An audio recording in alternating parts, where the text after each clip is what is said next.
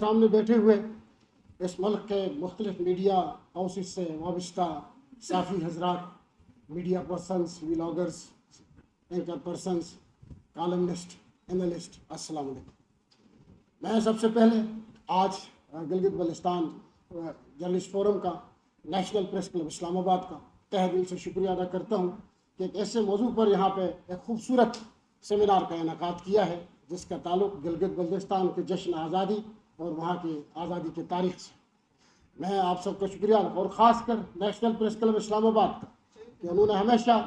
گلگت بلتستان کے لوگوں کے لیے آواز بننے کی بھرپور کوشش کی، اور میں اس حوالے سے افضل بٹ صاحب، نیشنل پریس کلب کے صدر و دیگر اکابرین کا جو آفس بیریئرز ہیں، ان سب کا تہہ دل سے شکریہ ادا کرتا ہوں کہ انہوں نے اپنی آواز اس خطے کے لیے بلند کی اور انہوں نے آواز بھی اٹھائی۔ آزادی کے حوالے سے چند باتیں آپ سب کی سماعتوں کی کو زحمت دینے کے بعد اجازت چاہوں گا۔ مختصر سی تاریخ پہ تھوڑا سا 5 منٹ کی بات کروں گا کہ گلگت بلتستان اسی طرح ریلیونٹ تھا گلوبلی 1947 سے پہلے بھی، جس طرح آج گلگت بلتستان ریلیونٹ ہے۔ 47 سے پہلے رشیا چونکہ اس رستے سے چائنا تک جانا چاہتا تھا، برٹش اس کو روکنا چاہتا تھا، اور آج آپ دیکھیں 74 78 سال 77 سال گزرنے کے بعد آج ایک یونیپولر ہے اور دوسرا وہاں پہ ایمرج کر رہا ہے خنجراب کے آس پاس۔ تو جس طرح آج گلوبل ریلیونٹ ہے گلگت بلتستان، اسی طرح 47 سے پہلے بھی تھا، اور انگریز بھی شاید یہی چاہتا تھا کہ یہ علاقہ آزاد ہو، اور گلگت بلتستان کے لوگ بھی یہی چاہتے تھے کہ گلگت بلتستان آزاد ہو، کیونکہ 14 اگست 1947 کو برصغیر کی سینے پر ایک آزاد مملکت کا وجود عمل میں آیا، اور اس مملکت کے وجود کے پیچھے ایک آفاقی نظریہ تھا، لا الہ الا اللہ محمد رسول اللہ کی بنیاد پہ۔ اس آفاقی نظریے کے جب پرچار اور بازگشت ہمالہ، ہندوکش اور کراکرم کے پہاڑوں سے ٹکرائی، تو وہاں پہ بیٹھے ہوئے لوگ بھی یہ محسوس کر رہے تھے کہ برصغیر کے سینے پر پاکستان کے نام سے ایک آزاد مملکت وجود میں آئی ہے، کیوں نہ ہم اس ڈوگرہ کو بھی یہاں سے بگائیں۔ چونکہ ڈوگرہ کی جو حکومت تھی وہ انتظامی طور پر تھی، سرپرستی اس وقت بھی انگریز ہی کر رہا تھا، ان ایجنسیاں تھیں مختلف وہاں پہ، اور اوپر سے جو امبریلا تھا وہ برٹش کا تھا، اور ڈوگرہ جو ہے چونکہ لیز پہ اس علاقے پہ ان کو دیا ہوا تھا اس وقت۔ اس کے بعد ہوا کیا کہ اس علاقے میں انٹرنیشنل جو چیزیں چل رہی تھی اس کے نتیجے میں چونکہ حالات میں بدلنا تھا، کروٹ بدلنا تھا، اس وقت گلگت بلتستان کے لوگوں نے ایک ایمانی جذبے کے تحت ایک آئیڈیالوجیکل بنیاد پہ پاکستان کا قیام آیا ہے، تو ہم کیوں نہ ان ڈوگرہ کو یہاں سے بگاتے ہیں اور اس علاقے کو آزاد کر کے ہم اس مملکت میں جا کے ضم ہو جاتے ہیں جو لا الہ الا اللہ کی بنیاد پہ حاصل ہو۔ اور یہی وہ جذبہ تھا جس کے تحت وہاں کے گلگت سکاؤٹ، چونکہ اس کا کمانڈنٹ کوئی اور تھا، جس سکاؤٹ نے گلگت انقلاب کو دستک دی ہے یا انقلاب کا آغاز کیا، اس کے کمانڈنٹ کوئی اور تھا، لیکن اس کے باوجود وہاں گلگت سکاؤٹس کے نوجوان جو لوکل تھے سارے، صوبیدار صفی اللہ بیگ، کرنل حسن خان، کشمیر انفنٹری کا تھا کرنل حسن خان، میجر احسان تھا، بابر خان تھا، شاہ خان تھا، انہوں نے مل کے جو ڈائیورسٹیز تھی وہاں پہ، سیکٹیرین ڈائیورسٹیز، لنگوسٹک ڈائیورسٹیز، ان کے اندر کوئی ڈویژن اس وقت ہمیں نظر نہیں آتا، ان سب نے مل کر یونائٹ ہو کر آزادی کی جنگ لڑی، اور بابر خان نے گنسارا سنگھ جو بریگیڈیئر تھا، عہدے کے اعتبار سے گورنر تھے اس خطے کے، اس اکائی کے، اس کو ارسٹ کیا، گرفتار کیا، اور وہاں سے اس کو بھیجا گیا، اور 1 نومبر 1947 کو گلگت اور ویسینٹی کے جو علاقے تھے ان کو آزاد کیا گیا، کیونکہ بلتستان آزاد نہیں ہوا تھا۔ اس وقت روندو کا جو راجا تھا مقپون، اس نے کرنل حسن کو لکھا یا بولا اس زمانے میں، یا پیغام بھیجا، کوئی کمیونیکیشن کا اتنا جدید سورس تو تھا نہیں، کہ آپ آئیں ٹروپس لے کے اسسٹ کریں بلتستان کو آزاد کرنا۔ کرنل حسن کے کچھ ٹروپس اس طرف چلے گئے، اور بلتستان کے اندر جو آزادی کی جنگ ہوئی ہے اس میں کئی مہینے لگ گئے۔ 1 سال کے بعد 14 اگست 1948 کو بلتستان آزاد ہوتا ہے ڈوگرہ رجیم سے، اور یہ آزادی اتنی لمبی ہوتی ہے کہ بہت سارے علاقے یہ فتح کرتے ہوئے پدم پارٹی جہاں تک گئی، آج تک کسی کو اس کو کوئی یقین بھی نہیں کر سکتا، اتنی بڑی سٹرگل تھی، اور اتنے بڑے جنگی جو مہارتوں کو اس وقت جو استعمال ہوا ہے یا انہوں نے پرفارم کیا ہے، آج کا جدید جو اسلحہ ہے ویپن اس کو سوچ بھی نہیں سکتا۔ اس کے بعد چونکہ دارل اور تانگیر جو دیمر کے علاقے تھے، یہ یاغستانی علاقے تھے، تو یہ 52 میں جا کے ایک اگریمنٹ کے تحت انتظامی طور پر انیکس ہو جاتے ہیں۔ تو ہم یہ کہتے ہیں کہ مختلف وقتوں کے اندر گلگت بلتستان کی 3 اکائیاں مختلف وقتوں میں آپس میں مل جاتی ہیں، انضمام کر جاتی ہیں، جس کو ہم گلگت بلتستان کہتے ہیں، آج کا گلگت بلتستان۔ یہ گلگت بلتستان 47 سے لے کر آج تک مختلف ارتقائی سفر طے کرتا رہا۔ ہماری سیاست بھی ارتقا، ہماری صحافت بھی ارتقا، ہماری سماجیات بھی ارتقا، ہمارا معاشرت بھی ارتقا، ہم وہاں ایک ایولیوشن پروسیس سے گزرتا ہے۔ 1947 میں اگر گلگت بلتستان میں 3 پرائمری سکول تھے تو آج گلگت بلتستان میں 3000 تعلیمی ادارے ہیں۔ ہم پیچھے نہیں گئے، ہم آگے گئے ہیں۔ گلگت بلتستان میں 47 میں کوئی یونیورسٹی نہیں تھی تو آج 2 یونیورسٹیز ہیں اور تمام ڈسٹرکٹس میں سب کیمپس وہاں پہ موجود ہیں۔ گلگت بلتستان میں کوئی سورس آف کمیونیکیشن 47 میں نہیں تھا، کوئی کراکرم ہائی وے کا نام و نشان نہیں تھا۔ لوگ سٹک ہو کے ان پہاڑوں میں رہتے تھے، گرمیوں میں وہ اپنے لکڑی جمع کرتے تھے، 3 مہینے کے فوڈ جمع کرتے تھے اور سردیوں کے لیے 3 مہینے اندر رہتے تھے اور وہیں پہ سروائیول تھا۔ لیکن آج کا گلگت بلتستان آپ کو یورپ میں، فرانس میں، چائنا میں، امریکہ میں نظر آئے گا۔ یہ آج کا گلگت بلتستان۔ ہم نے پروگریس کیا ہے، ہم نے ارتقائی سفر بھی طے کیا، پروگریس بھی طے کیا۔ اگر آئینی حقوق سے مسائل حل ہوتے، میں چاہتا ہوں گلگت بلتستان کو آئینی حقوق ملے، لیکن میں ایک ڈبیٹ کی طرف جانا چاہتا ہوں، لوگ اس پہ ڈبیٹ کریں، یوتھ ڈبیٹ کریں، تو چترال اور کوہستان ہم سے پیچھے نہیں ہو۔ آج ہمارا پروگریس دیکھیں، ہمارا لٹریسی ریٹ دیکھیں، ہمارا لائف سٹائل دیکھیں گلگت بلتستان کا۔ قوموں کا لائف سٹائل ان کی محنت پہ، ان کی کمٹمنٹ پہ اور ان کی جدوجہد پہ ہوتا ہے۔ وہ اپنی ذات کی تخلیق کرتے ہیں، محنت کرتے ہیں، آگے بڑھتی ہیں، اور وہ قومیں اپنی تقدیر خود لکھتے ہیں، اپنا تقدیر خود بناتی ہیں۔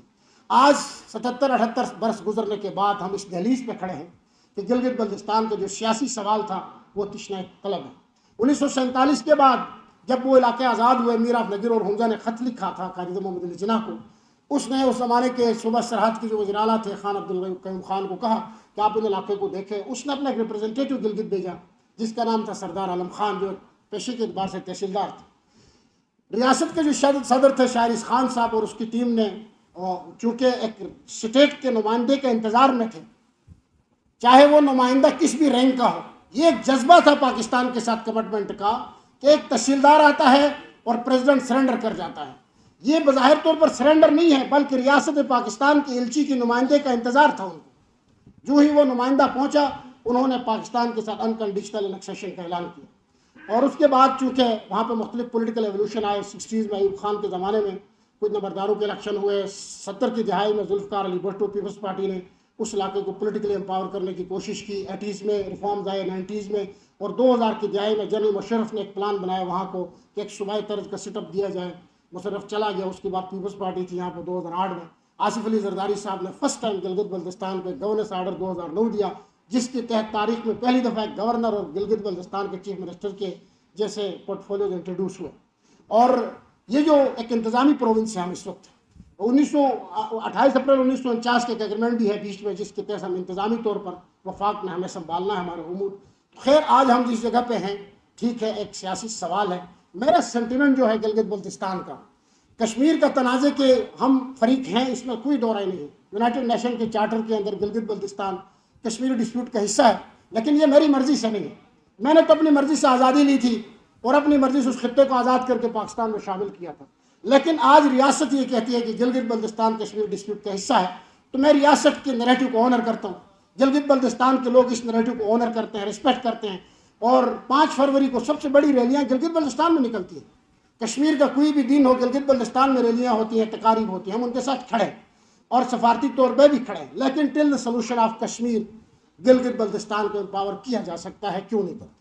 مسئلہ کشمیر کے حل تک گلگت بلتستان کو فیڈرل فائنانس کے اداروں میں، نیشنل اسمبلی میں اور سینٹ میں نمائندگی دی جا سکتی ہے، اور آج کے لوگوں کا یہ گلگت بلتستان کے لوگوں کا یہ سوال بھی ہے، اور دنیا کا واحد خطہ ہے جہاں کے لوگ جڑنے کی مومنٹ چلا رہے ہیں، حالانکہ دنیا میں تو ٹوٹنے کی مومنٹ چلا رہی ہے۔ ہم انٹیگریشن کی بات کرتے ہیں، ہم جڑنے کی بات کرتے ہیں، ہم کنسٹیٹیوشن میں آنے کی بات کرتے ہیں، اور انشاءاللہ ایک دن ہم آئیں گے، اس سے نا امید ہم نہیں ہیں۔ لیکن آج کا دن خوشی کا دن ہے، جشن آزادی کا دن ہے، گلگت بلتستان کا دن ہے۔ میں گلگت بلتستان کے صحافیوں کو جو یہاں پہ بیٹھے ہیں، تمام صحافیوں کو جشن آزادی گلگت بلتستان پر تہہ دل سے مبارکباد بھی دیتا ہوں، اور اس امید کا بھی اظہار کرتا ہوں کہ کل کا گلگت بلتستان جو ہے وہ بہت بدلا ہوا ہوگا۔ جیو اسٹریٹجیکل پوزیشن دیکھیں، وہاں کا لینڈسکیپ دیکھیں، وہاں کا پوٹینشیل دیکھیں، وہاں کے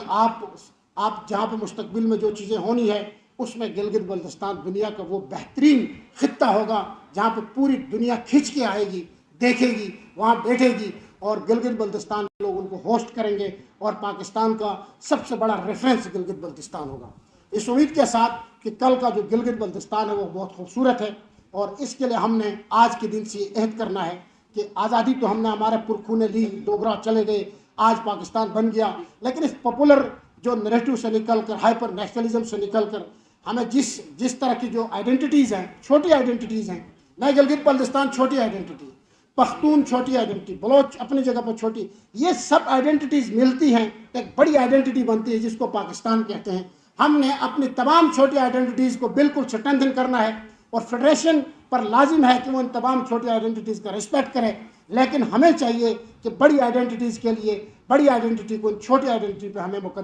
ہمیں بڑی آئیڈینٹی کو مقدم رکھنا چاہیے, چھوٹی آئیڈینٹی کو اسٹرینتھن کرنا چاہیے. یہ ہم سب ملیں گے تو یہ ملک پھلے گا, پھولے گا, یہاں سے لوگ نکلیں گے, اور کل کو جو روشنیاں بانٹیں گے اس ملک میں انشاءاللہ وہ امید کی ہوگی, اور اس امید کے اندر ہماری آنے والی نسلیں ہمیں, اگر ہم نے کچھ دیا ہے ہمیں دعائیں دیں گی, نہیں دیا ہے ہمیں کبھی معاف نہیں کریں گے. آپ کے سماعتوں کی زحمت کا میں شکریہ ادا کرتے ہوئے, آپ نے مجھے برداشت کیا, آپ کا شکریہ, اور احمد ندیم قاسمی کی ان دعائیں اشعار کے ساتھ آپ سب کا شکریہ ادا کرتے ہوئے اجازت چاہتا ہوں. خدا کرے کہ میری عرض پاک پر اترے وہ فصل گل جسے اندیشے زوال نہ ہو, جہاں جو پھول کھلا ہے کھلا رہے برسوں, جہاں خزاں کے گزرنے کبھی مجال نہ ہو. خدا کرے کہ میرے ایک بھی ہم وطن کے لیے حیات جرم نہ ہو, زندگی وبال نہ ہو, وما علینا الا البلاغ. آپ تمام لوگوں نے جس محبت کا اظہار کے ساتھ گلگت بلتستان کی یوم آزادی جو کہ اس وقت پاکستان میں اسلام آباد میں منایا جا رہا ہے, اس میں آپ سب کی شرکت ہمارے لیے قابل فخر بھی ہے, اور ہم آپ کو عزت نگاہ سے دیکھ رہے ہیں. جیسا کہ آپ کے علم میں ہے, گلگت بلتستان 1947 میں گلگت آزاد, اس کے بعد 1948 میں بلتستان آزاد ہوا ہے. اور ہمارے گلگت کے جو ہیروز ہیں جس میں کرنل حسن اور ان کے رفقا, اور اسی طرح بلتستان میں سردار نجف علی, کاچو حیدر خان اور سردار علی نصیر, اور ایسے بہادر نڈر ہمارے سپوتوں نے گلگت بلتستان کو آزاد کیا, بلتستان کو آزاد کیا ہے. کیونکہ ہم وہ بدقسمت قوم ہے اور ہم وہ بدقسمت علاقہ ہے کہ ہم اب تک ہمارے حقوق سے محروم ہیں, اور ہم اس لیے محروم ہیں کیونکہ ہمیں کشمیر کی بلی چڑھائی گئی. کیونکہ کشمیر کے ساتھ جو ہمارا دلی رشتہ ہے, کشمیر کے ساتھ ہمارا خونی رشتہ بھی ہے, لیکن یہ علاقہ ہم نے خود آزاد کیا, اس کے باوجود ہم کشمیر کی وجہ سے اب تک ہمارا صوبہ نہ بن سکا. تو اس کے لیے میں ارباب اختیار اور ہمارے یہاں پر جو پرنٹ میڈیا ہے, الیکٹرانک میڈیا ہے, آپ تمام سے میری ایک دفعہ پھر دستہ التجا ہے کہ وقتاً فوقتاً آپ کے اپنے وقت میں سے گو ٹائم نکال کر گلگت بلتستان کو بھی آپ لوگ ذرا نیشنل ٹیلی ویژن پر, نیشنل میڈیا پر ذرا اس کو ذرا ہائی لائٹ کریں. ہم نے اپنی قدم رکھے ہیں کہ ہم چاہتے ہیں کہ گلگت بلتستان ایک صوبہ بنے, اور انشاءاللہ ہمیں امید ہے اپنے ارباب اختیار سے, اپنے مقتدر اداروں سے, کہ انشاءاللہ وہ دن دور نہیں کہ ہم گلگت بلتستان کو صوبہ بنا کر نیشنل اسمبلی اور اسمبلی میں ہماری سیٹیں مختص ہوں گی انشاءاللہ, اور ہم اپنی آواز, گلگت بلتستان کی محکوم آواز کو ہم وفاق میں اقوام بالا تک پہنچانے میں مدد ثابت ہو. والسلام علیکم. پاکستان زندہ باد, گلگت بلتستان پائندہ باد.